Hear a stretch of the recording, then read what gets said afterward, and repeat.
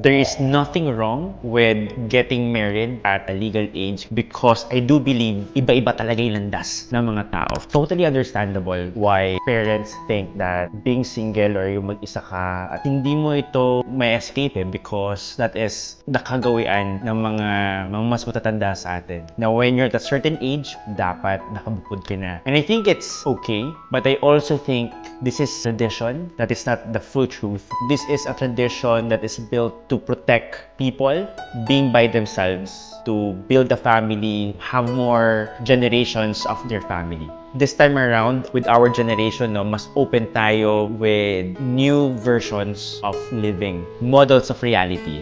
There is nothing wrong with getting married at a legal age because I do believe iba-iba talaga yung landas ng mga tao. It's hard to pressure a person whose time hasn't come because everything that is pressured is half-baked and will not live to the full potential ng tao na yun. Kasi sometimes, growth is delayed for some people.